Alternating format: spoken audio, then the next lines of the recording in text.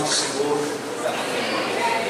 Deus seja louvado por esse privilégio de estarmos reunidos na casa do Senhor para falarmos do Senhor. Que Deus seja glorificado por isso. Agradeço já de antemão o convite. Tantas pessoas estão aqui a agradecer. Mas eu não tenho nome mais de ninguém, porque meu telefone deu bug, então eu pago a conversa de todo mundo. Mas aqui já agradeço o pastor Daniel, já de antemão agradecendo o Senhor, já agradeço toda a equipe. Bom, Deus abençoe o Senhor. Quem trouxe a sua Bíblia, por favor, pega ela na mão. Deixa eu ver se você trouxe a Bíblia de verdade. Levanta aí, deixa eu ver. Tem umas pesadas ali. Tem os canivetes aí também, né? As espadas aí. Capítulo 7 do Evangelho segundo escreveu João, versículo 37 ao versículo 39. 7 de João, 37 ao 39. Hoje vocês vão comer uma comida carioca. Alguém gosta de comida carioca aqui? Não? Ninguém.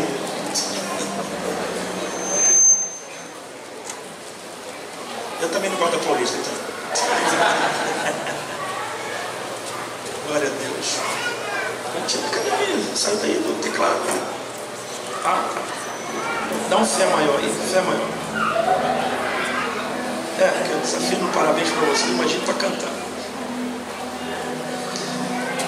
E no último dia, o grande dia da festa, Jesus pôs-se em pé e clamou, dizendo: se alguém tem sede, que venha a mim e beba.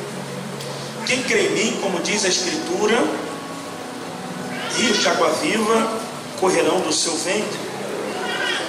E isso ele disse do Espírito que haviam de receber os que nele crescem, porque o Espírito Santo ainda não fora dado, por ainda Jesus não ter sido glorificado. Pai, fala conosco. Queremos ouvir a sua palavra. O Senhor fala de diversas formas numa reunião, mas agora o Senhor fala através da sua palavra. Receba os louvores que a Ti foram entoados e, em detrimento a isto, revela-nos a Tua vontade e a Sua direção. A Sua palavra seja liberada e cumpra o propósito pela qual ela está sendo enviada. Que o Senhor possa renovar, nos batizar, nos restaurar, salvar e nos direcionar. Mas que em tudo e em todos o Senhor seja engrandecido e glorificado. É o que te pedimos como igreja e te agradecemos. Amém e amém. Dá um grito de glória a Deus aí. Esse glória a Deus está meio esquisito, hein? Esse glória a Deus está estranho. Deixa eu falar com vocês aqui algumas coisas. É bacana porque nós estamos vivendo aí um tempo muito lindo de avivamento, proporcionado pelas lições da escola bíblica dominical, e acredito que a igreja tinha orado por isso, que a gente precisa trazer de volta esses assuntos que fazem parte do contexto doutrinário da nossa fé. E dado a isto, eu tenho falado lá na igreja a qual eu sou pastor acerca de algumas situações das quais nós como igreja esquecemos às vezes porque fomos muito machucados por algumas mensagens que falavam acerca de tudo menos daquilo que Jesus gostaria de falar com a igreja. As pessoas ultimamente usam mais a filosofia e algumas frases de efeito, não tem problema nenhum quanto a isso, mas elas esquecem do contexto bíblico e esquecem até mesmo de ler a Bíblia, e ficam falando ou de si mesmo ou daquilo que ouviram de alguém. Então a igreja passou por um momento muito delicado. Eu acredito que você tenha ou percebeu isso, ou tenha percebido que nós passamos por um momento extremamente delicado. Um momento delicado dado ao nível de espiritualidade que nós estávamos, e digo aqui para quem é pentecostal, para quem entende essa linguagem do ambiente espiritual. Visto isso, o Espírito Santo começou a me direcionar na igreja da qual eu sou pastor para falar sobre o assunto do Espírito Santo, que provavelmente seja um assunto que nós deveríamos abordar com muito mais ênfase, porque nós estamos na dispensação do Espírito Santo, nós estamos direcionados pelo Espírito Santo. Essa época é a época do Espírito Santo. Então nada melhor do que falarmos do Espírito Santo. E a Bíblia está extremamente recheada de assuntos que giram em torno do Espírito Santo. Mas por que eu estou dizendo isso? Esse tempo é um tempo difícil, é um tempo delicado, principalmente para quem é jovem. É um tempo em que nós estamos aí vendo uma cordilheira sendo formada no mundo para a preparação do palco do anticristo. E acredite, se o que nós estamos vivendo não é a tribulação, eu acredito que não seja, provavelmente seja o princípio das dores. Imagine como será o tempo da tribulação quando eu e você não estivermos mais aqui, porque eu acredito que seremos arrebatados antes da tribulação. Mas estamos aí provando aquilo que entendemos como o princípio das dores. Nós precisamos dar ênfase a essa unção profética emanada da pessoa do Espírito Santo, para que a gente possa resistir àquilo que a Bíblia diz de dias maus. Esses dias maus, eles estão avançando. Eu estava conversando com os pastores hoje acerca daquilo que aconteceu há 2 semanas atrás nos colégios do Brasil inteiro, a perseguição às crianças. Isso não o bastante, muitas outras situações acontecendo no mundo, como a guerra na Ucrânia, como tantos outros decretos que trazem uma fragilidade para o contexto evangélico, principalmente no Brasil. E nós, como igreja, precisamos sermos munidos das armas que Deus nos proporcionou, porque provavelmente daqui para frente nós vamos enfrentar uma batalha espiritual. E batalha espiritual precisa ser enfrentada no mundo espiritual.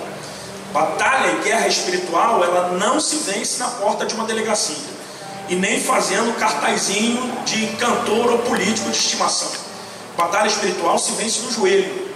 Por isso que Paulo, quando escreve aos Efésios, ele fala que as armas que nós temos, elas não, aliás, ele escreve dizendo que as armas da nossa milícia, elas não são carnais, elas são poderosas em Deus. E sim, em Efésios ele disserta que nível de arma nós temos em Efésios capítulo 6. Mas eu julgo importante fazer você entender que a igreja é a resposta do reino dos céus a tudo isso. Ao avanço do homem do pecado, ao avanço do anticristo, ao avanço de Satanás, a igreja é a resposta para tudo isso. Eu não sei se você percebe isso, mas em cada lugar, em cada região que nós andamos nesse rincão do nosso Brasil, nós temos um principado, uma potestade que domina. Existem dominadores, governadores, demônios de alta classe que dominam algumas regiões, como por exemplo, quando você vai em alguns lugares do Brasil, você percebe que o que domina ali é a violência, é um principado de violência. Em outros lugares você vê que o principado que atua é de deslealdade.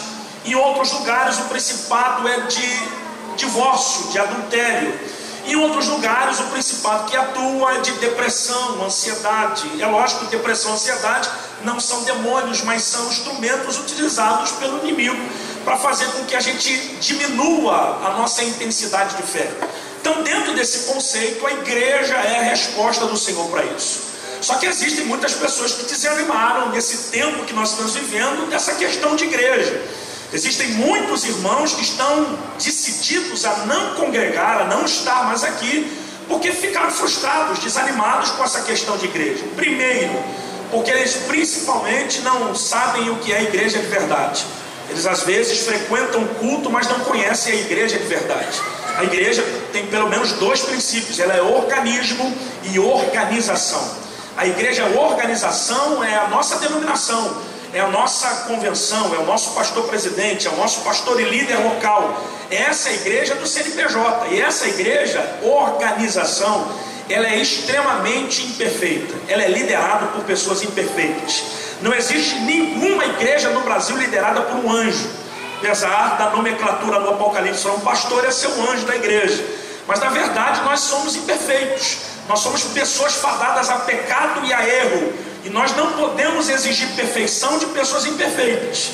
Mas em contrapartida existe a igreja organismo. Essa sim, a Bíblia diz que ela é a coluna da verdade. Essa não tem mácula, essa não tem mancha, essa está vestida de branco, esperando o seu noivo chegar. É nessa igreja que nós precisamos atuar. E é esta igreja que está armada. Quando eu falo disso, eu fico até arrepiado, porque na verdade, quando a gente lê a carta de Paulo aos Efésios, no capítulo 4, por mais que a gente entenda que a igreja é uma noiva virgem, frágil, vestida de branco, esperando Jesus voltar com medo do anticristo, não. Ele considera a igreja como um varão, um guerreiro. Então nós estamos aqui munidos de armas de guerra, como capacete, como espada, como escudo, como couraça, e isso tudo para que a gente enfrente essas demandas do mundo espiritual. Por isso, nunca foi tão importante como agora o é você ser cheio do Espírito Santo. Nunca foi. Eu não sei o que é que você pensa em estar aqui nessa noite ou frequentar uma reunião como essa, mas acredite, ser cheio do Espírito Santo não é um milagre, é uma promessa, é um mandamento. Nós temos a ordem do Senhor de sermos cheios do Espírito Santo. Alguém está vivo? Quando a gente fala acerca disso, nós entendemos o seguinte, que dentro desse conceito do Espírito Santo, quando Paulo escreve a primeira carta aos Coríntios, no capítulo 2, verso de número 12 ao 16, ele diz uma coisa fantástica. Primeiro, ele diz que nós não temos recebido o Espírito do mundo, mas o Espírito que é de Deus, para que pudéssemos conhecer as coisas que nos são dadas gratuitamente. Então quem tem o Espírito de Deus entende o que Deus está pensando e como Ele está agindo, porque Deus não revela coisas a quem não pertence a Ele, mas a quem pertence a Ele se torna amigo dele, aí sim Ele revela as coisas grandiosas. Então o Espírito que está em você não é o Espírito doado pelo seu pai e pela sua mãe, é o Espírito que vem de Deus. Esse Espírito que está em você faz com que você conheça as coisas ocultas. Por isso, as coisas que ele, segundo Paulo escrevendo aos Coríntios, ele diz, as coisas que nós também falamos, não a falamos com palavras de ensino e sabedoria humana, porque por mais que tenhamos aperfeiçoado o nosso QI numa faculdade, no vestibular, a nossa consideração no conceito da nossa sabedoria é extremamente limitado. Por exemplo, o camarada fica 20 anos fazendo um curso de medicina com pós-graduação, com residência, ele se forma-se em cirurgião, forma-se em um pediatra, mas por mais que ele tenha essa gama de entendimento, ele é extremamente limitado. E eu já vi tantas pessoas saindo dos hospitais e vindo para um culto como esse, porque foram desenganadas. Aí chega aqui, tem um crente igual a você, que não conhece nada de medicina, mas entende tudo que tem no céu. E Jesus dizendo a você, em uma oração a gente resolve aquilo que a medicina não consegue resolver. Isso é sabedoria de Deus. Aí ele diz o seguinte, o homem natural não recebe as coisas do Espírito de Deus, porque ele parece loucura e nem pode conhecê-las, porque elas são discernidas espiritualmente.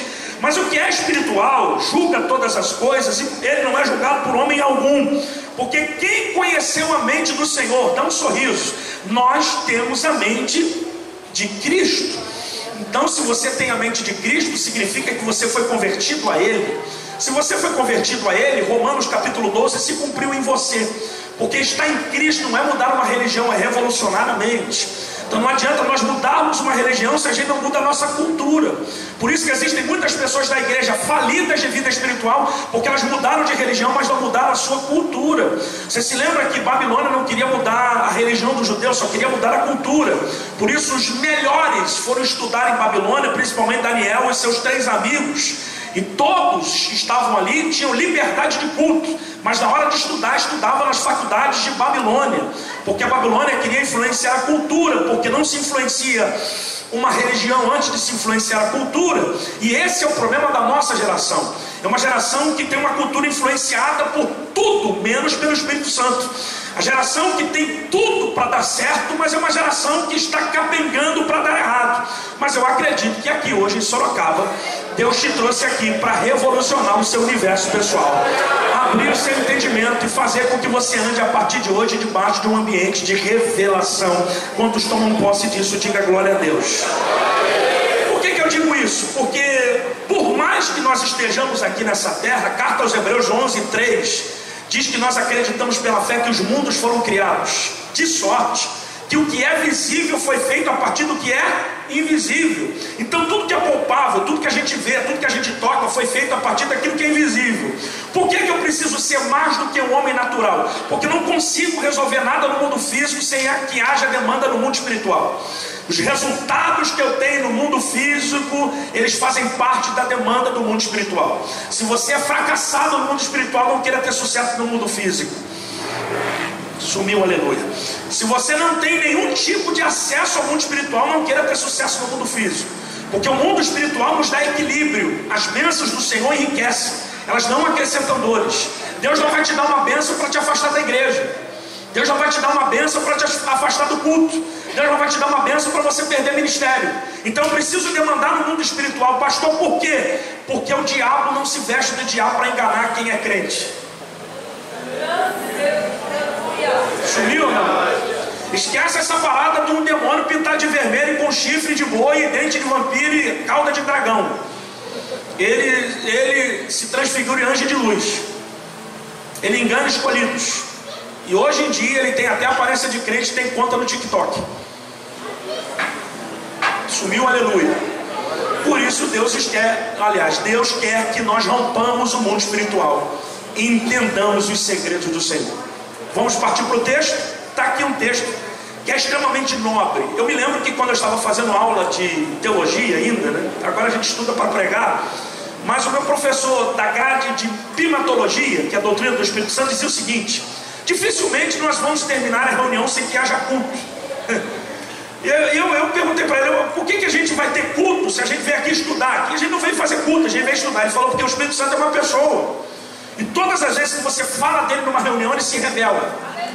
Por isso Paulo disse que nós não devemos entristecer o Espírito Santo. Só se entristece quem é uma pessoa. Então cuida bem dessa pessoa que mora dentro de você, porque ela tem ciúme de você. Não, ela tem ciúme daquilo que você veste, ela tem ciúme daquilo que você come, ela tem ciúme de quem você se relaciona, ela tem ciúme, ela para dar um aleluia, mas está tudo bem. Cuida bem dessa pessoa. Por isso, dificilmente nós terminávamos uma reunião sem que fosse culto. Aí eu vi católico sendo batizado com o Espírito Santo, eu vi crente tradicional sendo batizado com o Espírito Santo, até os irmãos reformados sendo tocados pelo Espírito Santo, porque ele é uma pessoa. Está aqui, que atua com diversas formas e diversos modelos, como símbolos registrados na Bíblia. Por exemplo, você sabe que o Espírito Santo tem o símbolo do fogo, amém? E que se misturou ao vento em Atos capítulo 2, amém ou não? Jesus disse em João capítulo 3 que o vento sopra para onde a gente não ouve a sua voz, não sabe de onde ele vem, não sabe para onde ele vai, porque a vida do homem de Deus é mister, né? Então aquele que é guiado pelo Senhor é semelhante a esse vento. Só que quando Atos capítulo 2 fala da figura do vento, a figura das línguas de fogo, é uma mistura que se transformou em uma labareda. Você já viu um incêndio em uma floresta? Sabe por que o vento, aliás, por que o fogo se alastra em uma floresta? Simplesmente porque o vento sopra na labareda. E esse vento em Atos capítulo 2 soprou na labareda que nos atingiu até o dia de hoje. Porque nós somos essa floresta que está sendo incendiada até o dia de hoje. Só que ele não é só o fogo e ele não é só o vento, ele também é óleo. O Velho Testamento diz que o óleo da santa unção servia para ungir reis, sacerdotes e profetas, porque não existe obreiro sem que haja unção. Porque o obreiro que não tem unção é como Saul em cima do trono com a coroa sem a graça. Estão aí ou não? Então, na verdade, tem que ter unção para que haja respaldo. Vocês estão aí, gente? E quem é que fazia isso? O Espírito Santo. O Espírito Santo também é arquiteto, porque foi ele que inspirou o arquiteto da Arca de Noé. Noé, ele que inspirou o homem a construir o tabernáculo de Moisés, Bezaleel. O Espírito Santo também não é aquele que fica ocioso na Netflix quando a vida está um caos. No princípio Deus criou os céus e a terra era sem forma e vazia, e o Espírito de Deus não estava assistindo Netflix ou jogando Free Fire. Ele se movia sobre a face do caos, porque ele era um espírito de movimento. Ele não fica entristecido quando há um caos, ele se movimenta para reconstruir. Então, glória a Deus aí, gente. Então ele também é símbolo de água. E eu amo essa simbologia de água. Depois a gente fala de pomba, porque o símbolo da água é interessantíssimo. Pergunte por quê. Levante a mão quem já viu fogo durar para sempre, vento soprar para sempre. Levanta a mão quem já viu uma pomba viver para sempre, um óleo não ter prazo de validade. Mas a água não. Alguém disse que a água do planeta vai acabar. Quem acredita nisso de verdade? Você acredita mesmo? Como vai acabar? Se o planeta Terra deveria ser chamado planeta, porque tem mais porção de água do que terra seca. Então a água nunca vai acabar. E se a água da superfície acabar, ainda tem um lençol freático. Por quê? Porque a água é eterna.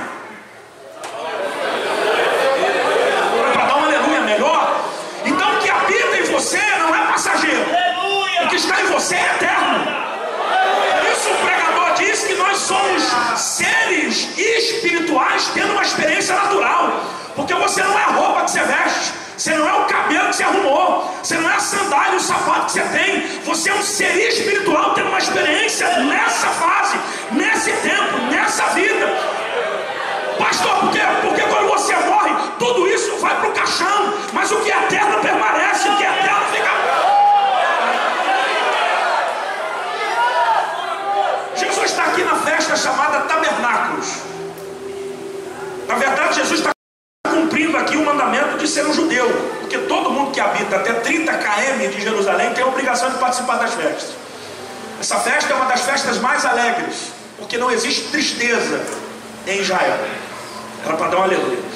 Não. É uma das principais, das mais de 40 festas, que algumas estão catalogadas aqui, outras não. Porque toda festa ela tem pelo menos 3 apontamentos: primeiro, agrícola; segundo, profética; e terceiro, histórica. Essa é uma festa histórica, porque ela também é considerada a festa das cabanas, porque é nessa festa, junto com a festa de Pentecostes, junto com a festa de tabernáculo, aliás, da expiação, que é uma festa histórica, que é a hora que o touro tem que morrer, que o sacerdote vai fazer a expiação pelo pecado do povo, pelo pecado próprio.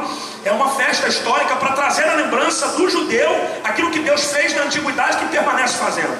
Então aqui nessa festa é o tempo em que o sumo sacerdote sai do templo e vai no tanque de Siloé, pegará do tanque para derramar sobre um jarro de ouro que ficava na escadaria do templo. Porque no final dessa festa, que durava 8 dias, essa água seria derramada nas escadarias do templo para trazer um simbolismo de que o judaísmo e a lei dos judeus iriam influenciar toda a face da terra. É nessa festa que os sacerdotes, dependendo da sua turma, porque existiam 24 turmas sacerdotais. Abre só um pouquinho mais o som aqui para mim no retorno, meu querido. Obrigado, agora sim, estou me ouvindo.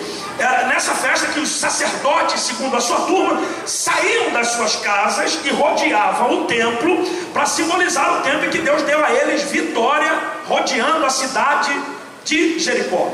Essa também é a festa das cabanas, porque os judeus saíam das suas casas e moravam em cabanas para simbolizar o tempo do deserto que Deus proveu a eles quando eles ainda caminhavam por lá. Então Jesus, por mais que o texto do capítulo 37 diga que ele no último dia da festa fez essa exclamação, o entendimento aqui é que Jesus não chegou por último, ele nunca chega por último. Ele já estava no contexto da festa, mas no 8º dia da festa ele se posiciona. Por que Jesus não se posicionou no primeiro dia da festa? Primeiro, porque havia uma conspiração dos judeus para tirarem a vida de Jesus e ele entendia que não estava no tempo. Segundo, não é porque Jesus não se revela no ambiente que ele não esteja presente nele. Amém ou não? Aí você tem que ter muita intimidade para você percebê-lo, sem que ele fale estou aqui, porque não depende do cantor e nem do pregador para dizer que está aqui. Ele sempre está aqui. Vocês estão aí, né? Principalmente quando houver pelo menos 3 ou 4 testemunhas. Ele está presente. Já tem mais de 100 aqui, mas amém.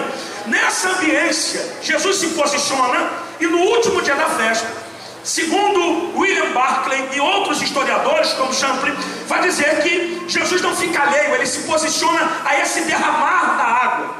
E ele vai, como que diz assim, vocês estão preocupados, porque quem está demandando essa história aqui são os saduceus, que é a pior raça de religioso que existia em Jerusalém, porque os saduceus eram piores do que os fariseus, porque saduceu não acreditava no transcendente, não acredita em anjo, não acredita em ressurreição, e era eles que demandavam no templo. Então Jesus se posiciona antes que essa água fosse derramada, como que ele diz assim, vocês estão preocupados em limpar o que é externo, mas eu tenho uma água que vai limpar o que é interno. Enquanto vocês estão preocupados com a aparência, eu estou preocupado com o interior, porque aquele que crê em mim, eu tenho uma água para oferecer para ele, que no seu interior vai surgir um rio a jorrar para a vida eterna.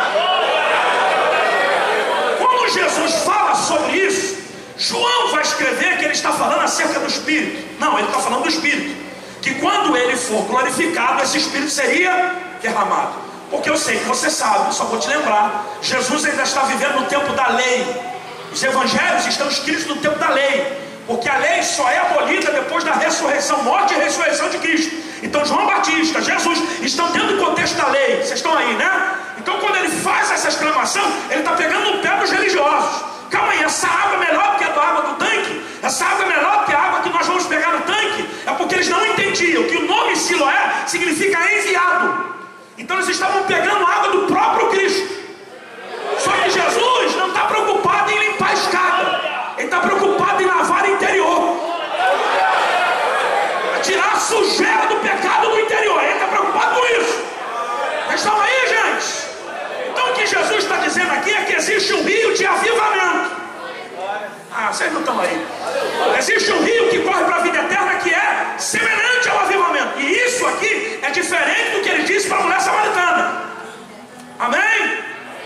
A mulher samaritana é diferente dessa expressão, porque aqui é um rio, lá é uma fonte. Ele está dizendo de um rio, tá? Ele está dizendo uma lagoa, não, é um rio.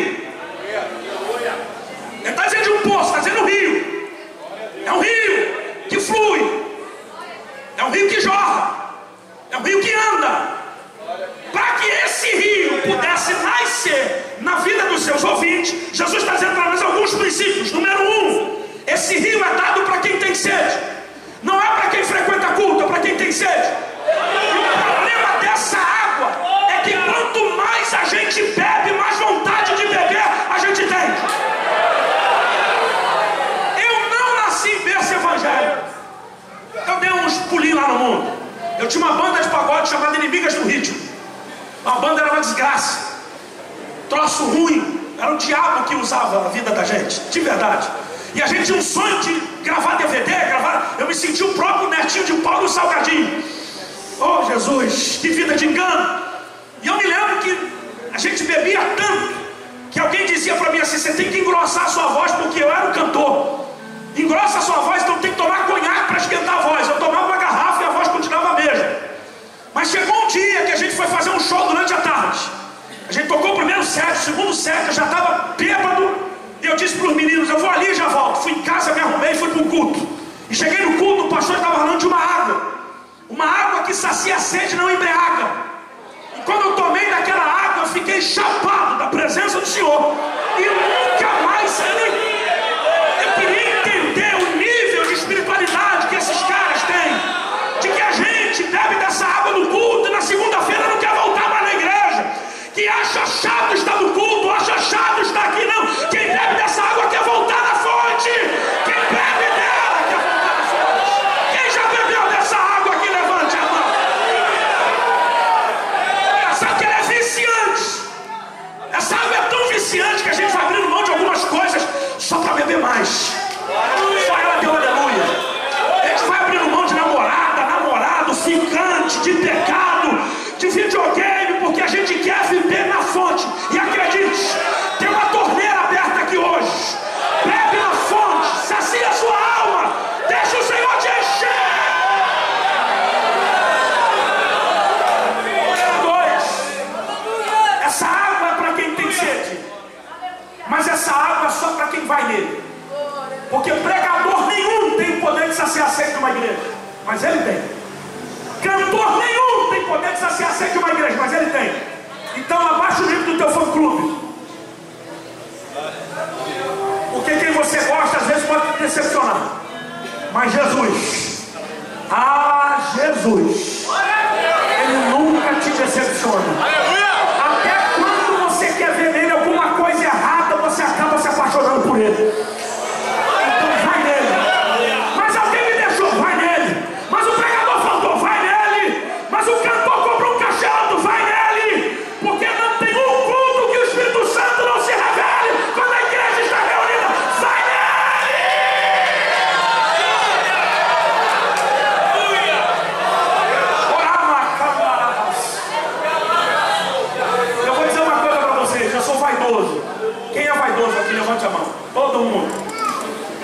Só que eu vou perguntar: quem é vaidoso aqui? Vaidoso faz parte do contexto do nosso pecado original, da carne da gente. Todos nós somos vaidosos. A vaidade pode ser dosada. Você pode ter um exagero de vaidade, a ponto de você ser um narcisista, mas todos nós somos vaidosos. Você não botou uma roupa dessa aí para você não querer ser notado. Então todos nós temos um nível de vaidade. Mas o problema é que o nível da nossa vaidade, ela fica exacerbada quando nós queremos tomar um lugar que não nos pertence. É meu? Tem os dois? Agora vai ficar os dois. Amém ou não? A gente vai em algumas reuniões para poder pregar. E eu gosto, né? O meu interior gosta de ver a foto balançando, pregador Albert Ferreira. Mas na boa, você não tem que ir no culto para poder ouvir o Albert, o Eliseu. Você tem que ir porque Jesus está lá. A motivação da gente não é porque tem um pregador de fora, é porque Jesus está lá. Olha para o teu irmão e diga, vai nele. Vai, fala para ele, ter comunhão com Jesus é melhor do que ter agenda, vai nele. Ter comunhão com Jesus é melhor do que ter aplauso, vai nele. Ter comunhão com Jesus é melhor do que elogio, vai nele. Acredite, Jesus nunca vai falar mal do teu cabelo, nunca vai, para dar um aleluia. Jesus nunca vai falar mal da tua barriga, ele tem coisas mais importantes para tratar de você, então vai nele. Terceiro, essa água é dada para quem crê. Cadê o povo da fé aqui? Levante a mão. Eu vou repetir, cadê o povo da fé aqui? Levante a mão. Tem alguém de fé aqui? Eu queria saber se você é de fé de verdade. A fé é esquisita, por isso nos faz estranhos. Pastor, por quê? Porque a fé é abstrata. A fé não tem cor, a fé não tem cheiro. E desculpa, se você precisa de fé para alcançar um milagre, você nunca teve fé de verdade. Porque na maioria das vezes os milagres não são por causa da tua fé, é por causa da graça. Tem coisas que você não acreditou e Deus te deu do mesmo jeito. Então tem níveis que a sua fé não vai, mas a graça emenda. Agora escute, para tomar as pancadas da vida que você está tomando e continuar crente, isso é fé. Porque a fé se revela mais quando você perde do que quando você ganha. Porque tem que ter muita fé para se esforçar e continuar sendo crente com as pancadas que você está tomando. Porta fechada, família de cabeça para baixo, os pais querendo se divorciar, não conseguindo passar no vestibular, faculdade tudo atrapalhado, para você aqui no culto. Ah, isso é. Glória a Deus aí, gente. Oh, aleluia. Fé. A fé não é quando você está sendo bajulado, é quando você está sendo rejeitado, mas você não deixa de acreditar. A fé não é quando alguém vai bater parabéns para você no dia do teu aniversário, é quando ninguém se apresenta e você entende que você não está sozinho. Você tem esse entendimento de que mamãe e papai me rejeitaram, eu estou rejeitado na vida, não. Existe o Pai dos pais que te aceitou, que está aqui dizendo fé. Essas coisas se discernem e compreendem pela fé. Por isso essa água é para quem crê. Uau! Deixa eu sair disso aqui. Último lugar. Essa água é como diz a Escritura. Diga comigo, como diz a Escritura. Grita mais alto, diga como diz a Escritura. Então avivamento, senhores e senhoras, não é quanto se canta, é quanto se ouve. Avivamento que não vem pelas Escrituras não é avivamento, é espetáculo. Vai doer, mas vai te curar. Você sabe quando a palavra igreja foi revelada? A primeira vez foi em Mateus capítulo 16. No trocadilho de Pedro e Jesus, Jesus disse sobre a minha igreja, sobre esta pedra edificaria a minha igreja, e as portas do inferno prevaleceram contra ela. Por que Jesus fez essa declaração? Porque Cristo foi revelado. Quem disse os homens que eu sou? Aí para fofoca todo mundo fala, não, o senhor está roubando a mensagem de Jeremias. Não, o senhor está pegando, está igual Elias. Não, o senhor está igual João Batista. Tá bom, quem não anda comigo eu sei o que fala de mim. Agora vocês que andam comigo, o que vocês pensam de mim? Aí Pedro se levanta e diz, para mim tu és o Cristo, o Filho do Deus vivo. Aí Jesus disse, bem-aventurado és tu, Simão Bar-Jonas, porque eu conheço teu passado, que não foi a carne nem o sangue que te revelou, mas o meu Pai que está no céu. Por isso a ti te digo que tu serás Petros, fragmento de uma rocha, e sobre esta rocha, essa pedra edificarei a minha igreja. Quando é que Jesus abriu a porta da igreja? Quando ele foi revelado. E acredite, você pode pregar tudo, mas se não pregar Cristo não há igreja. Você pode cantar tudo, se não cantar Cristo não há igreja. Porque aqui o único digno de adoração, de louvor, de pregação é Jesus. É Jesus que batiza, é Jesus que liberta, é Jesus que renova, é Ele que transforma, é Ele que abre, é Ele que fecha, é Ele que levanta, é Ele que abate. Quem ama Jesus aqui? Cristo. Como diz a Escritura, a gente está vivendo um tempo em que nós estamos sendo doutrinados por alguns louvores. Os louvores estão fazendo de tudo para nos afastar de Deus.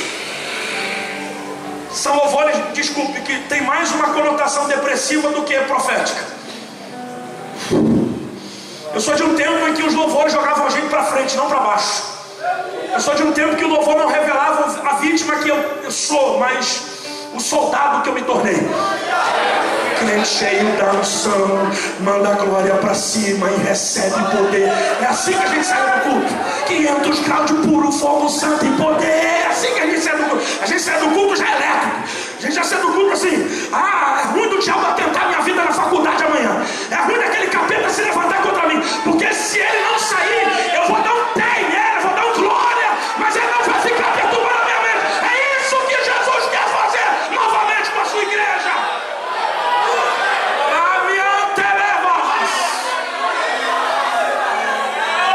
Censo de 2017 para 2018, aproximadamente 61 milhões de cristãos protestantes no Brasil, fora os cristãos católicos. É muita gente. Mas o que mais me assusta é que existe um tanto desse desviado. Então são 110, 120, 122, 130 milhões de evangélicos que não fizeram cosquinha no Brasil. Então o problema da gente não é mais uma igreja, é o espírito. A gente veio para a igreja para arrumar um namorado, a gente veio para a igreja para arrumar uma porta, a gente não veio para a igreja para conhecer Jesus. Eu estou sentindo Jesus. Pastor, por que você está me dizendo isso? Porque em Atos capítulo 2 só foram 120. E 120 mudaram a história da humanidade. Por que 61 milhões não muda a história do Brasil? Então o problema não é ter muito crente, o problema é ter muito fogo. Dá um toque nesse irmão, diga para ele assim: bebe da água hoje.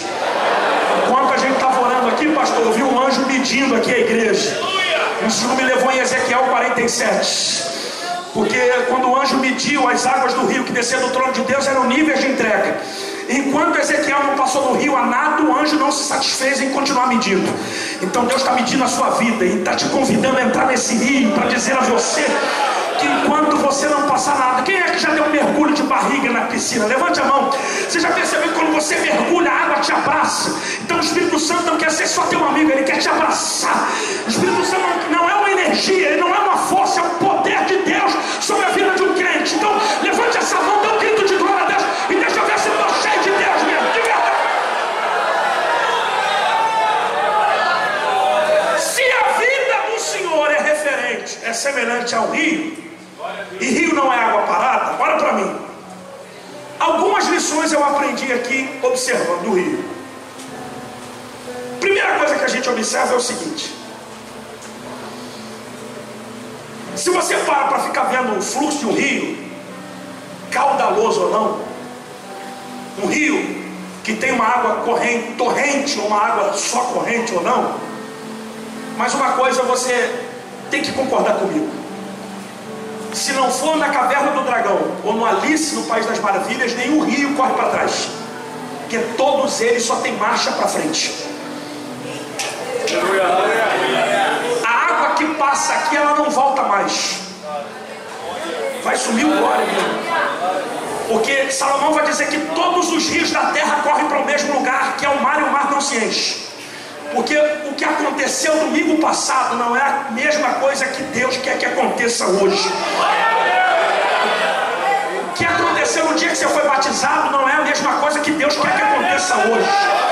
Porque esse rio, essa água está em constante renovação. Agora olha para mim, que eu quero ver se tu está comigo nesse negócio. Se essa água só corre para frente, qual é a primeira lição que nós temos? É que se Deus está fluindo em você, dificilmente Ele vai permitir que você volte atrás. Você pode até desanimar, mas falar que vai voltar atrás, não vai. Pelo simples fato de Deus já ter respeitado as cachoeiras que você desceu.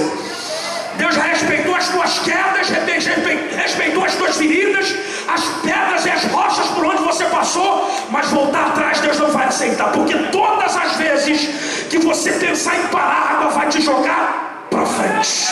A água vai te jogar para frente. Aí lá vai. Você disse que não é se meter mais com esse negócio de igreja, está você aqui no culto. Desviou, fala mal do pastor, fala mal da igreja, está você crente de novo. Por quê? Você entendeu que você não presta mais para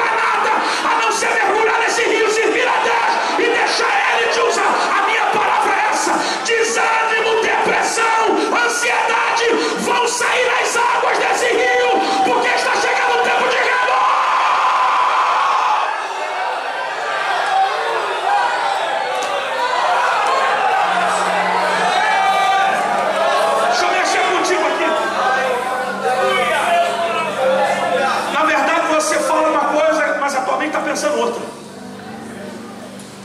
Porque se tem uma coisa que essa água vai te ensinar aqui, é não tentar voltar para os lugares que Deus já te tirou deles.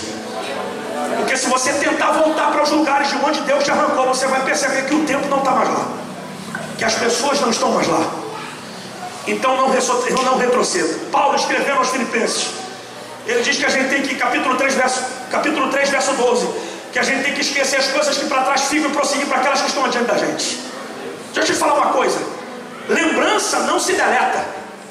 Não dá para você apagar o que você viveu.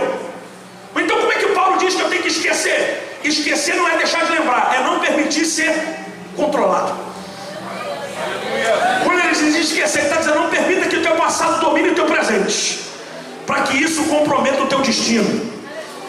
Pastor, me informa melhor, porque nessa tua rota vai ter muita gente que foi legal ter começado contigo, mas elas vão ter que ficar no meio do caminho.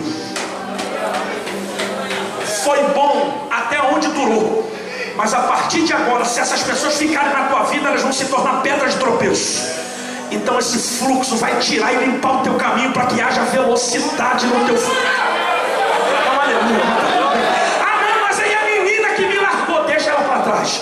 Mas aí eu já estava noiva para casar, deixa para trás. Mas aí aquela porta era boa, fique em paz, porque tem tudo de ruim que acontece para que outras coisas melhores possam acontecer. Deixa para trás. O problema não é o que você viveu, é a expectativa que você tem de que você vai viver coisas melhores. Tem uma porta melhor do que aquela, tem um casamento melhor do que aquele, tem um emprego melhor do que aquele, tem uma chamada melhor, tem um tempo da glória da última casa. Levante a mão e deixe esse rio te levar.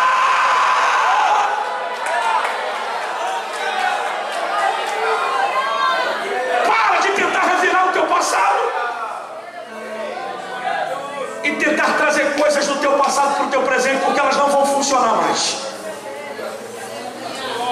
É lógico que quem já estudou no Jardim de Jesus, na escola bíblica das crianças, a titia falava pra gente: você tem que andar com 2 sacos, uma bolsa furada e outra para você reter o que é bom. Quem já ouviu isso da tia? O que é bom você retém, o que é mal bota no saco, na sacola furada. Aí Paulo, no capítulo 4, verso 12, ele diz o seguinte: que o teu passado não é só ruim. Dá um sorriso aí, que eu sei que você é melhor do que isso. Pastor, por que o meu passado não é só ruim? Porque ele diz no capítulo 4, verso 8: quanto a mais, irmãos, tudo que é verdadeiro, tudo que é honesto, tudo que é justo, tudo que é puro, tudo que é amável, tudo que é de boa fama, se há alguma virtude, se há algum louvor, pensa nisso. O problema é que a tua mente te enganou. A tua mente faz questão de trazer a tua lembrança a quem te feriu, mas esqueceu de te lembrar de quem Deus usou para te curar. Você lembra de quem te magoou, mas esqueceu de quem ficou do teu lado até a hora que você se recuperou. Você se lembra das festas que você não teve, mas esqueceu que durante esse tempo, todo ano você tem uma festa. Era para dar um aleluia, mas eu sei que Deus está te oprimindo, aliás, te constrangendo aqui. Então para de tentar pensar naquilo que te magoa, porque a tua mente está te enganando. Não é o que a vida te fez, é o que você fez com a dor que a vida te causou. Não é a dor que vai fazer com que você tenha um destino, é o que você faz com aquilo que você está sentindo. Então pega essa dor e transforma em poder. Pega essa dor e transforma em força. Pega essa dor e constrói alguma coisa para a sua vida. Já que é para sofrer, eu vou sofrer com dignidade. Eu vou para o culto, eu vou para a escola dominical, eu vou para uma faculdade, porque se essa dor não me mata, eu vou usar ela para me fortalecer.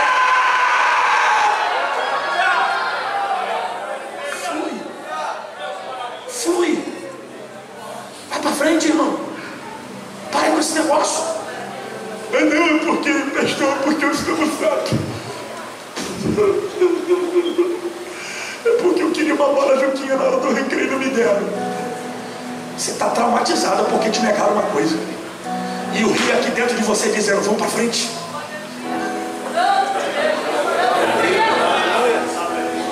Desculpa tentar tocar nesse assunto, mas quem te feriu está vivendo a vida como se nada tivesse acontecido, e você que está ferido está parado. Quem te traiu está vivendo como se nada tivesse acontecido, porque na verdade o diabo não quer te matar, ele quer te ferir, porque te ferindo, ele pelo menos, ele inibe 3 soldados de poder lutar. Porque ele sempre vai entender que você ferido é pior do que você morto. Porque a igreja vai desprender pelo menos 3 ou 4 pessoas para cuidar de quem está ferido. São 3 ou 4 soldados a menos.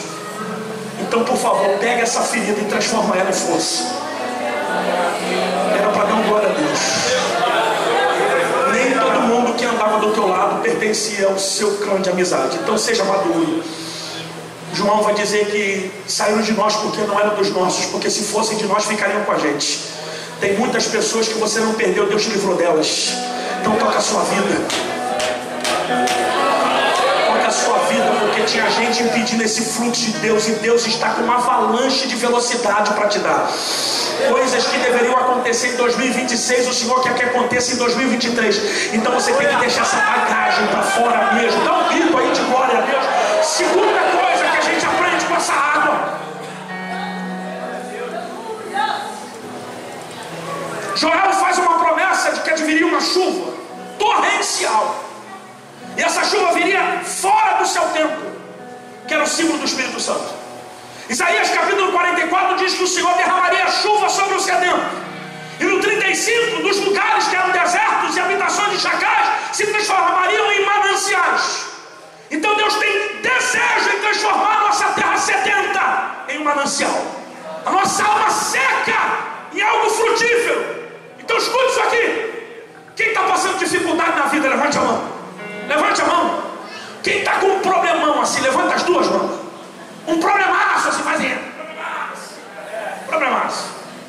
E se eu falar para você que o teu problema não é o seu problema?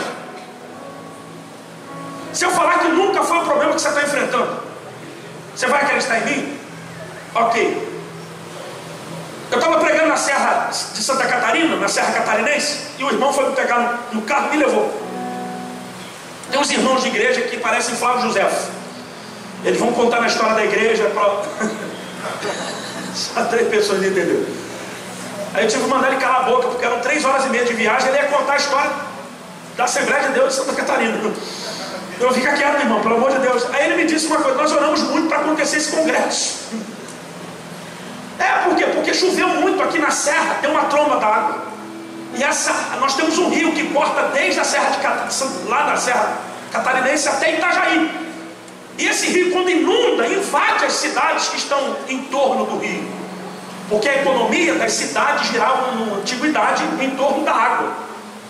Porque a água produz economia. Eu falei, é mesmo? Então nós temos aqui, ele dizendo, nós temos algumas barragens. Essas barragens foram construídas para impedir o ímpeto da água.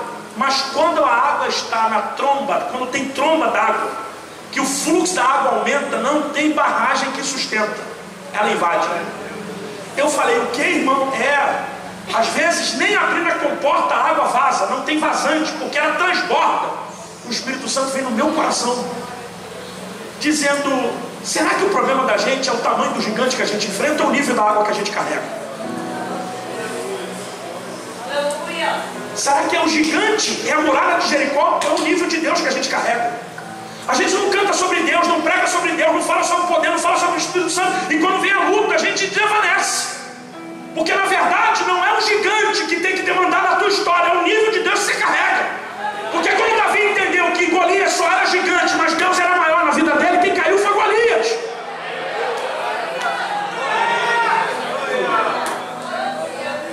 Estou sentindo Jesus.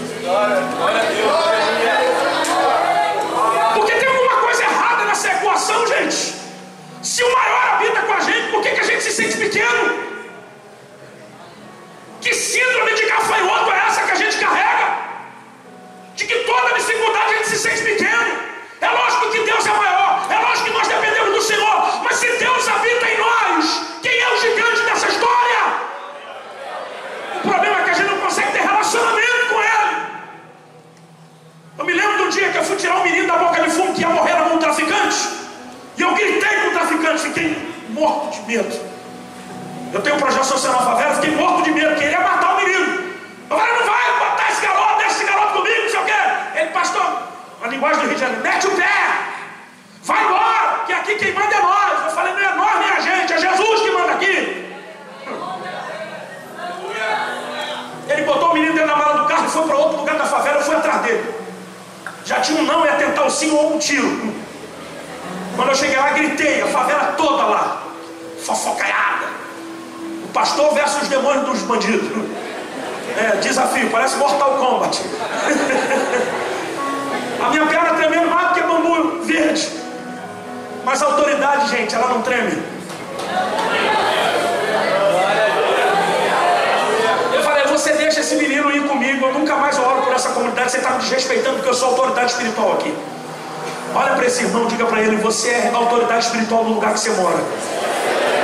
Diga, você é resposta de Deus para aquele ambiente. Diga, por isso que as pessoas te odeiam, porque eles sabem que a luz habita em você. Tem gente que nunca andou com a gente e se torna inimigo gratuito. É porque eles sabem que quando você chega, a bagunça do diabo tem que acabar. Então, o cara mordendo o beijo, querendo me pegar, mas vai me tocar como? Não toca. E eu dei uma palavra dizendo, eu vou embora. E Deus vai cobrar o sangue dele na sua mão. E virei as costas. E a perna bambeando, trocando uma na outra. Falei, esse cara vai me dar um tiro. Quando eu saí, pelo menos a 50, 25 metros de distância, que já é longo, ele perguntando, me dá uma pistola, me dá uma pistola, me dá uma pistola. Não achou. Mais de 15 bandidos, ninguém deu uma pistola para ele. Ele deu outro tapa na cara do garoto e gritou meu nome. Pastor, vem buscar esse menino aqui, porque Deus acabou de dar um livramento para ele. Eu peguei o garoto, dei logo uma banda, aceita Jesus. O garoto aceitou Jesus, foi para a igreja, está caminhando com a gente, foi batizado no Espírito Santo. Porque não é o nível da tua dificuldade, mas é o nível da presença de Deus que você carrega. Davi disse que com o Senhor nós saltaremos muralha. A minha geração não quer isso.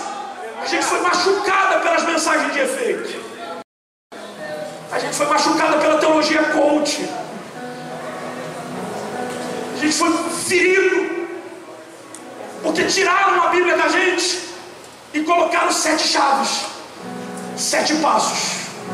Tiraram Deus da gente e colocaram a gente em Deus. E o Espírito Santo, em alguns lugares, está batendo na porta dizendo, eu quero voltar.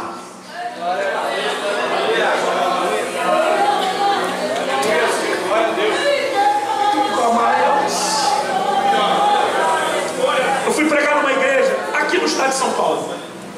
Não vou falar o lugar. Eu fui pregar numa igreja linda, linda, linda. E eu estava muito crente, orei demais, falei, Senhor, a expectativa era uma coisa, a realidade da igreja era gigantesca. Eu falei, eu não tenho capacidade de pregar aqui. Preguei a mensagem que o Espírito Santo colocou no meu coração. O povo não reagia, eu puxava para cá, vinha para cá, ia lá, não sei o que, e usava não sei o que, foi naquele lugar ali que eu parei de usar grego e hebraico, porque não funciona. Se não tiver Deus, não adianta você ter língua. Aí eu, vamos pro jovem, quem quer ser batizado na frente? Eu sempre orei por batismo com o Espírito Santo, sempre gostei disso. Eu gosto de ver o crente. Eu gosto desse negócio, eu gosto. É melhor fazer isso aqui do que pecar, gente. Se isso é uma alegria do teu espírito, se é o Espírito Santo te movendo, não me interessa. O que interessa é que você tem que sair daqui com o desejo de voltar no culto. Vem pra frente, aí vem os jovens.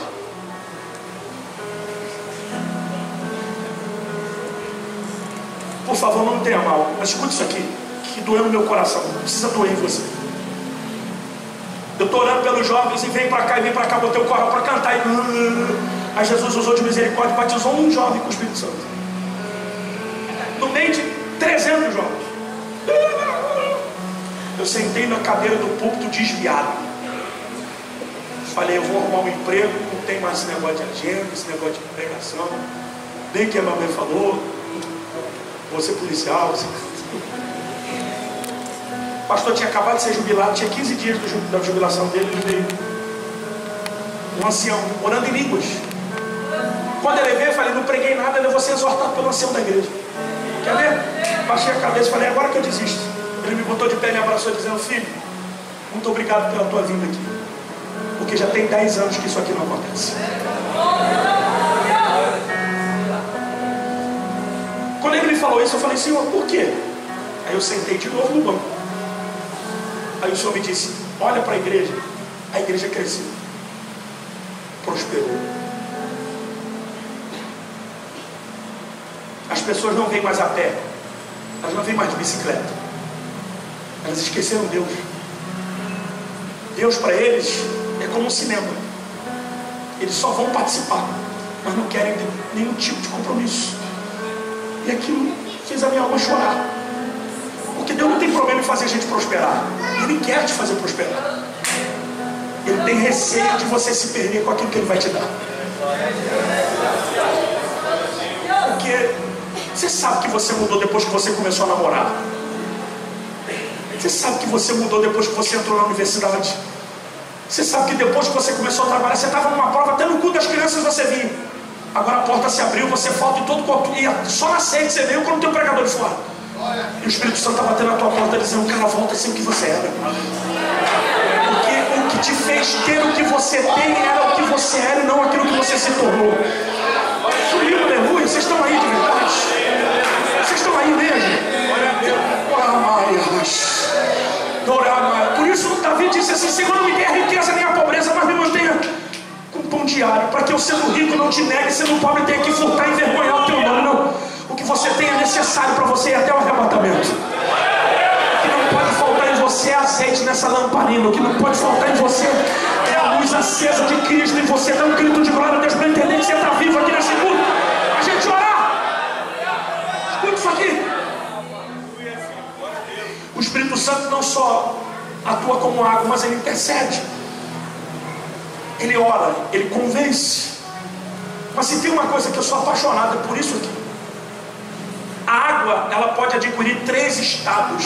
Ela pode ser sólida, líquida ou gasosa. Mas em suma, ela continua tendo a mesma composição. Ela é H2. Então ela pode ser sólida, é H2O. Ela pode ser líquida, ela é H2O. Ela pode ser gasosa, continua sendo H2O. Então segura aí que ela vem junto. O problema não é o estado que você se tornou, é a essência que você está perdendo. Você pode fazer o que você quiser com o seu cabelo, com a sua roupa. O problema é que você está perdendo a essência por aquilo que você sabe. O problema não é você ter acesso à rampa da igreja, é o Espírito Santo ter acesso a você.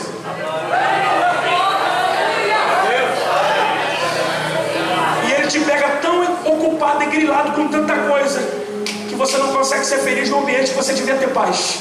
E acredite, paz não é lugar, porque se paz fosse o lugar, quem mora na roça não sofreria de depressão. Paz é uma pessoa. Jesus disse: eis que vos dou a minha paz. Não um grito de glória a Deus melhor que esse aí, melhor. A gente tem percebido que as irmãs e os irmãos em alguns lugares desse Brasil têm perdido a essência. E sabe qual é o meu medo, pastor Daniel? O meu medo é que a igreja brasileira se torne semelhante à igreja americana.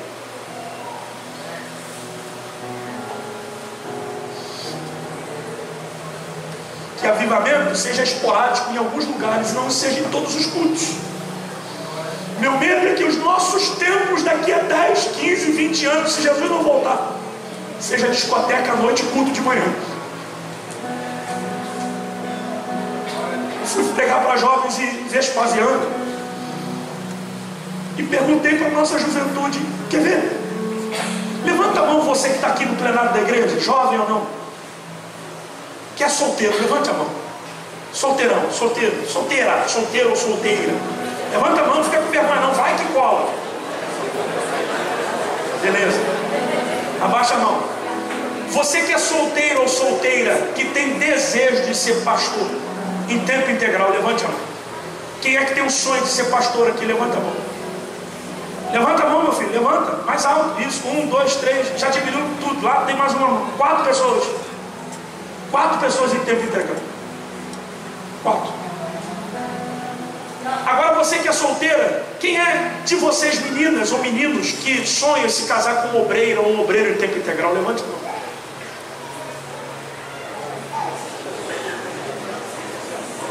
O senhor está entendendo? Eu não estou fazendo isso aqui só não. Em todos os lugares que eu vou, eu faço isso. Sabe o que é isso? A gente está comprometido. A geração de obreiros de 5 anos está comprometida. Porque antigamente era desejo da gente estar no altar. Hoje em dia a gente foge. A gente fica encantado com as coisas que acontecem, com as gotas de avivamento que acontecem no culto, mas a gente não se prende com a presença. Porque o Espírito Santo não é uma manifestação, é presença. O que Deus quer dar para você aqui hoje é presença. Não é você se alegrar depois que o culto acaba, a gente chamar aqui, você pular, e quando acabar o culto você vai viver a mesma vida, não. A presença vai contigo para casa. Porque Zaqueu sopro de vida. Quando Jesus entrou na casa dele, Jesus não era uma manifestação na presença.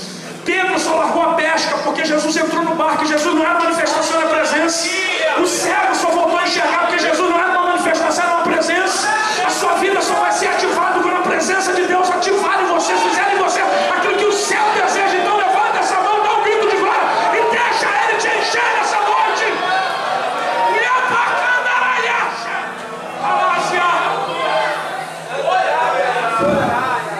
Minha vontade aqui é que você não perca a tua essência.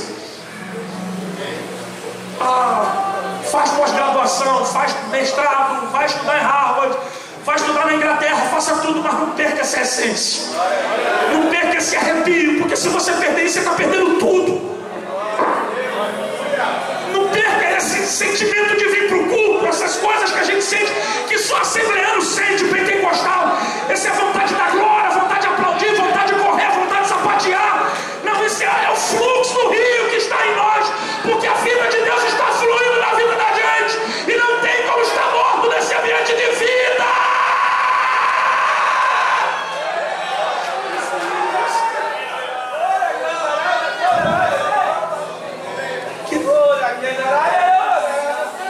Sabe por que eu estou vivo aqui? Eu oro por você agora. Eu estou vivo aqui porque quando eu mais precisei de Deus, Ele se fez presente. Pastor Daniel, Deus não pode ser só o botão vermelho de emergência. Deus não é um botão vermelho de emergência. Deus tem que fazer parte do contexto da tua vida. Ele tem que estar contigo em todas as horas, a ponto de você nem precisar chamar Ele, para Ele entender que você precisa. Glória a Deus, aleluia. Meu filho saiu de casa para cortar o cabelo, mais novo, tomou 2 tiros de fuzil. Meu filho era crente, saiu de casa só para cortar o cabelo e tomou 2 tiros de fuzil. Saiu no jornal do Brasil inteiro, filho do pastor, não sei o que, e alguns crentes dizendo que meu filho era traficante. Eu passei bom pedaço na minha vida emocional, destruída por dentro. E a única coisa que me salvou foram os momentos de intimidade que eu lembrei que tinha com Deus. E um desses, primeiro, foi eu, primeira pessoa da família a chegar para ver o corpo do Lucas baleado. Porque 8 minutos depois que ele tomou um tiro, eu estava do lado do corpo dele. E tiro de fuzil, ele tomou 2. Um no braço, fratura exposta, outro na barriga, queima-roupa. E vocês sabem como é que entra um projeto de fuzil. E como é que sai. Deus não me deixou ver o meu filho com as vísceras para fora. Levei o meu filho para ser socorrido porque ele estava respirando, e eu, como profeta, achando que aquilo era testemunho. Meu filho chorando, procurando ar para respirar, não podia. Você tem que estar preparado para o diabo. Botei ele no carro, socorri, cheguei no UPA. Isso foi 11 e pouco. Quando foi 2h38, ele faleceu. Eu tive que ir para a delegacia, prestei ocorrência, voltei para casa. Antes dei recado à minha esposa, falei com minha família. Voltei para casa 10 e pouca da noite com a cabeça desse tamanho, sem conseguir chorar. E eu me lembrei que eu tenho um quarto, que era o quarto do encontro. Que todo mundo tem um lugar que encontra. Eu fui para o quarto, sentei na minha cama, puxei a cadeira da escrivaninha e falei para Deus sentar lá. Porque a gente é pobre, mas eu criei o meu filho com dignidade. Eu não criei meu filho para ser bandido, não criei meu filho para ser nada. Meu filho nunca botou uma gota de álcool na boca, nunca foi para um baile funk morando dentro da favela. Eu não criei meu filho para isso. Sentei, Deus, senta aqui que eu preciso de uma explicação. Eu não estou aguentando. Eu não vi Deus, mas eu ouvi. E quando você ouve Deus, Ele muda teu destino. O Senhor perguntou para mim qual é o nome do seu filho. Hoje eu entendo que isso é terapêutico. Eu disse, Lucas. Qual era o nome número da camisa que ele jogava. Todos os clubes que ele jogava com a camisa do número 22. Qual a idade que você me devolveu ele? Eu disse 19. E eu montei o texto, Lucas 22, 19. Será que isso existe? Peguei a Bíblia e li. Lá na Bíblia está escrito: tendo partido o pão, deu graças e disse: comei dele todos, este é meu corpo, que é partido por vós. Quando eu fechei a Bíblia, o Espírito Santo veio no meu coração dizendo: você nunca vai saber o valor de uma alma se você souber a dor que é perder uma. É a vida pela vida. Ou você sai desse quarto para ser uma vítima, um ativista, e mais um na estatística, você sai daqui para ser uma referência. Quer saber o que eu escolhi? Ser referência. Quer saber o que eu fiz com a minha dor? Eu não fiquei indo para jornal dando entrevista. Eu montei um projeto social que leva o nome do meu filho. Hoje tem 150 crianças. Você sabe o que eu fiz? As mães se converteram nas crianças do projeto. Então Jesus fez nascer uma igreja chamada Vida pela Vida, Assembleia de Deus, a Vida pela Vida, que é os pais das crianças do projeto que congregam com a gente lá. A gente está cuidando, discipulando eles. Sabe o que eu fiz? Eu não esmureci quando a vida disse para mim: acabou. O Espírito Santo disse: é agora que vai começar. Nunca vai ser o que você perdeu na vida. Sempre vai ser o seu domínio próprio, e vai ser o desejo de você reconstruir aquilo que o diabo pensa que tomou de você. Se você não estiver na presença de Deus, eu lamento por você, mas se o Espírito Santo estiver pulsando dentro de você, ele está dizendo: está na hora de reconstruir, está na hora de se levantar, está na hora de dar a volta por cima, está na hora de eu te encher novamente, está na hora de voltar a pregar, está na hora de voltar a tentar, está na hora de voltar a evangelizar, está na hora de Deus voltar contigo a ser o que você era. Quem precisa disso aqui? Em nome de Jesus. Quem precisa beber dessa água? Quem precisa acabar com esse deserto pessoal que você está vivendo? Ou quem precisa acabar com esse pânico, com esse espírito que sonda a tua mente de suicídio e depressão? Quem precisa acabar com essa solidão pessoal que você está vivendo? Bebe dessa água. Quem precisa ser renovado com o Espírito Santo, voltar a falar em línguas, profetizar? Bebe dessa água. Quem precisa exercer os dons espirituais novamente? Quem quer profetizar? Quem quer ter sonhos, revelações, visões? Porque antigamente, há 20 anos atrás, nós dávamos oportunidade no final do culto. Quem teve visão de Deus, e os irmãos se levantavam e eram usados por Deus para mudar o destino de alguém. Quem é que quer voltar a esse nível de espiritualidade? Levante a mão direita, dê um grito de glória a Deus e fica de pé agora. Aleluia. Aleluia. A minha fala contigo agora é essa: quem deseja beber dessa água, levante a sua mão. Levanta a mão. Essa água não tem valor, ela tem preço. O preço já foi pago. Estou sedento aqui, estou sentindo Jesus aqui.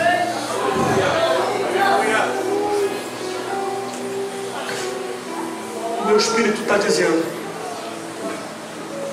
Jesus está aqui. Ele quer saciar a sua sede. Agora, eu posso te desafiar? Posso. Você tem coragem de segurar a mão do seu irmão que está ao seu lado? Fechar esse corredor aqui agora, que não dá para todo mundo vir aqui na frente. E acredite, Deus não precisa encher todo mundo, mas se ele encher 15 pessoas aqui, pronto. Aleluia!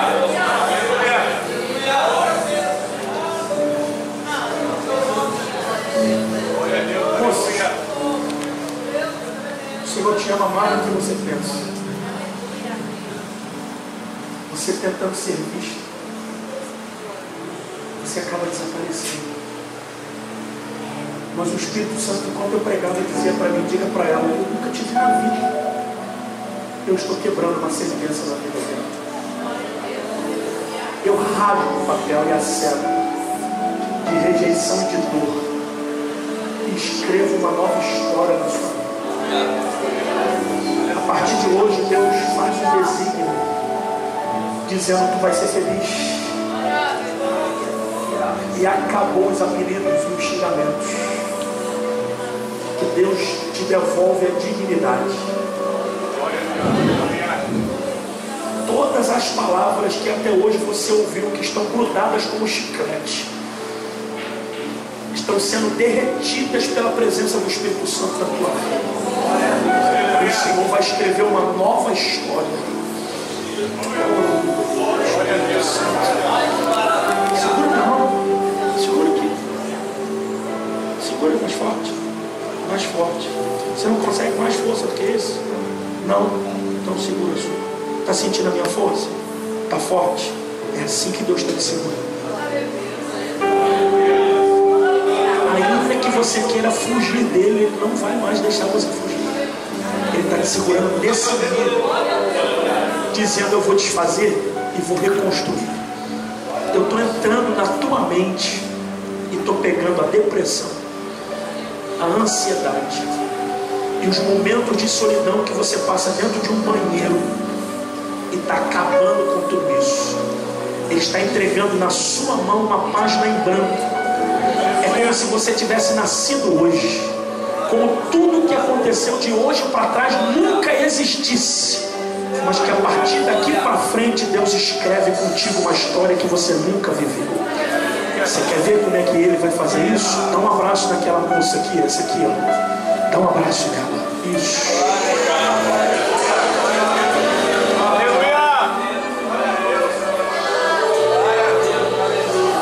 Alguém está sentindo Jesus aqui?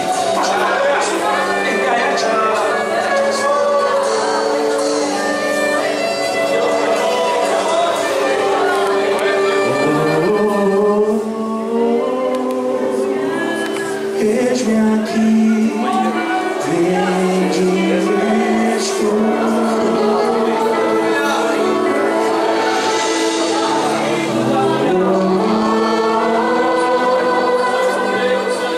nunca mais se intimide com o que Deus quer fazer contigo.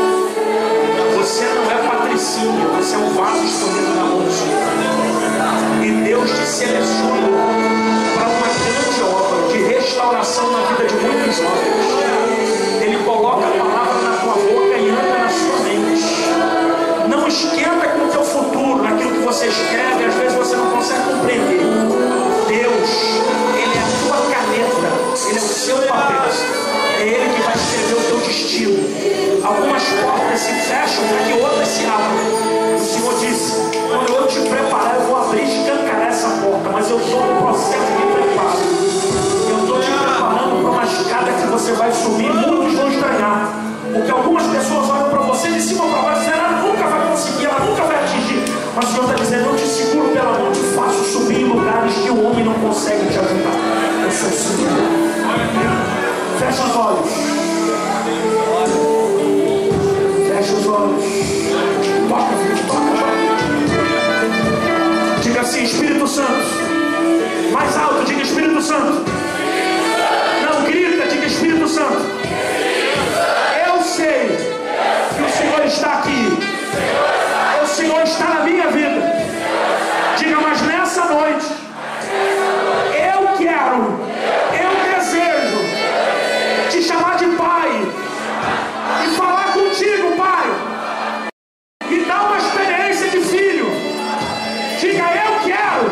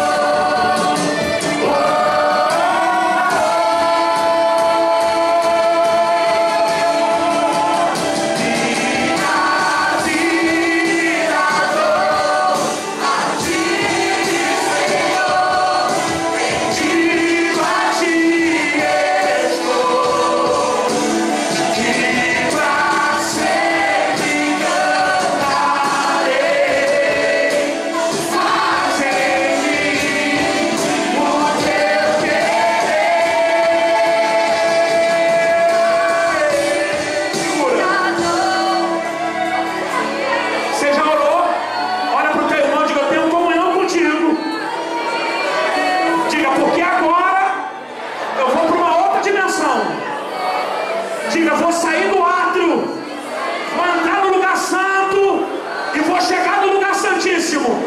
Diga, a água de Deus está me empurrando para frente. Diga, o fluxo do Espírito Santo está me levando para outro nível. Diga, Satanás nunca mais vai usar a palavra para me desanimar, porque eu vou ser cheio.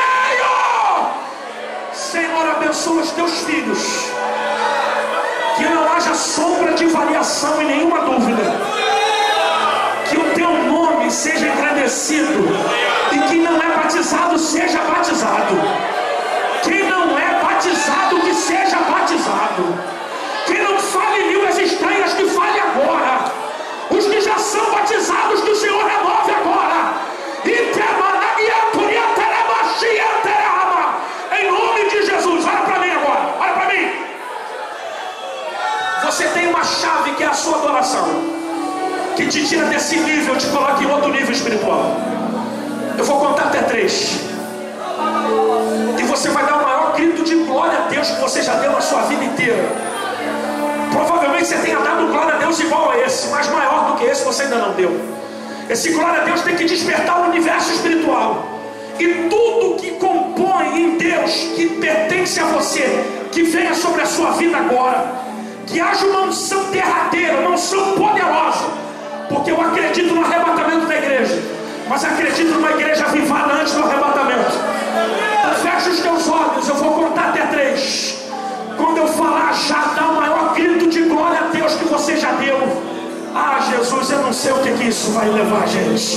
É 1, continua tocando, meu filho. É 2, eu preciso de 20 pessoas batizadas que oram em línguas. Ora em línguas agora, ora agora em línguas. Tá ruim para você orar em línguas? Você quer avivamento, mas fica de boca fechada? Não dá um glória, não dá um aleluia. Isso, ora em línguas. 2,5. O altar também me ajuda aí. 2,95. Espírito Santo, recebe a adoração dos teus filhos e transforma isso em poder. É 3, dá um grito de glória.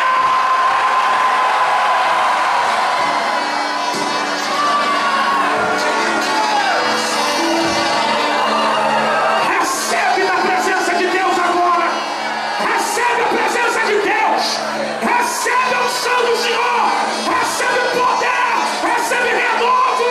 Recebe autoridade. Recebe a água. Salte a mão do seu irmão. Homem com homem, dê um abraço nesse jovem e nessa moça, dizendo para ela: recebe da presença de Deus na sua vida hoje. Hoje.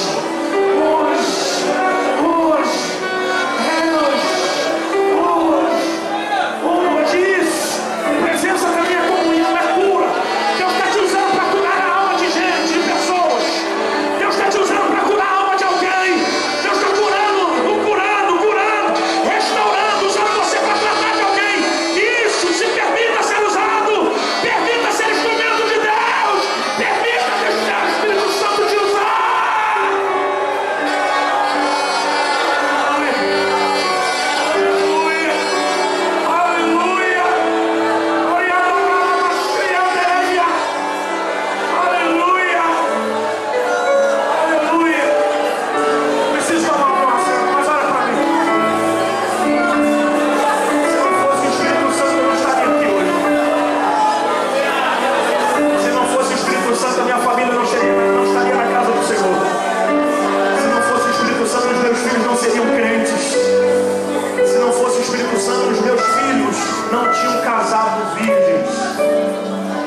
Espírito Santo, eu não teria uma família com os filhos que são melhores do que eu. Mas o Espírito Santo, Ele quer te fazer feliz. Ele quer te dar um destino futuro. E eu não sei o que te levou a sair da casa do Senhor, mas eu sei o motivo que vai te trazer de volta.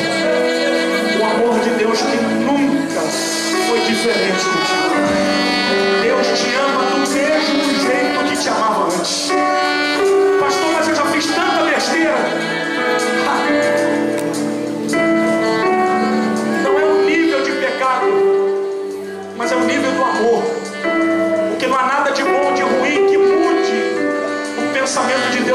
respeito. Deus te ama e ponto final. Não há nada que você faça que mude o amor de Deus por você. Mas o problema é, se você ama Deus verdade, porque Deus te amar você sabe. Agora se você ama Deus aí é outra coisa, porque quem ama se entrega. Aí eu gostaria de saber aqui agora, você que está aqui, você sabe que você está aqui, que a perna está tremendo, friozinho na barriga, que o Espírito Santo está dizendo para você: eu quero te dar uma nova sorte, eu quero mudar a sua vida, eu quero te dar um destino, eu quero mudar a sua vida de verdade. Levante a sua mão, você que está se sentindo tocado por Ele, e diga: pastor, eu quero devolver a minha vida a Jesus. Levanta a sua mão, você que está afastado, você que não é crente, você que está com lágrimas nos olhos, você que está sendo movido pelo Espírito Santo. O Senhor está dizendo para você: cara, eu estou falando contigo, e tu sabe que eu estou falando contigo. Tu já perdeu tanto tempo lá fora, você já perdeu tanto tempo longe da presença de Deus. Eu não vou dizer isso aqui, mas a minha vontade era dizer que Deus está com saudade de você como você era antes, e você sabe disso. Levante a sua mão agora, você que deseja voltar para a presença do Espírito Santo. Sai do seu lugar, porque Ele quer te curar nessa noite. Venha.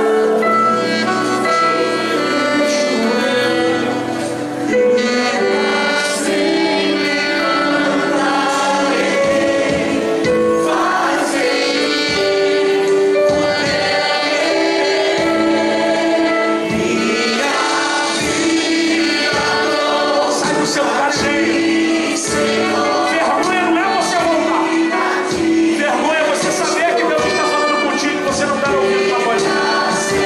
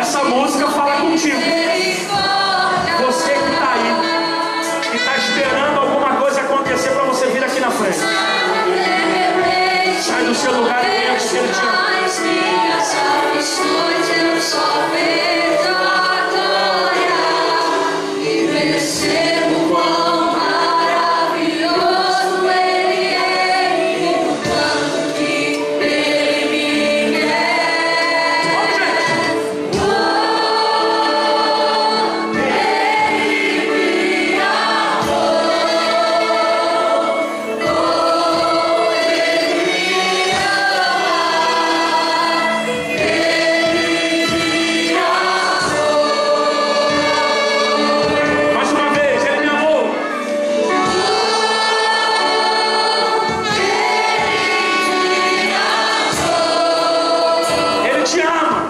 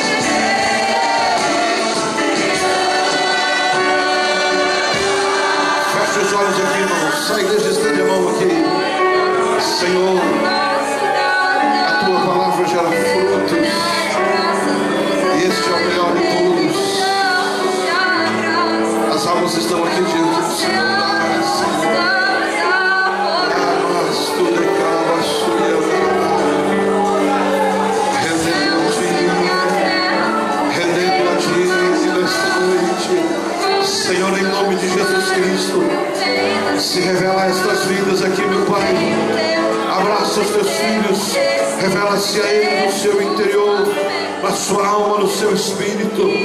Revela-te a cada um deles, revela o teu amor, a tua salvação, a tua graça. Revela o céu para essas vidas aqui esta noite.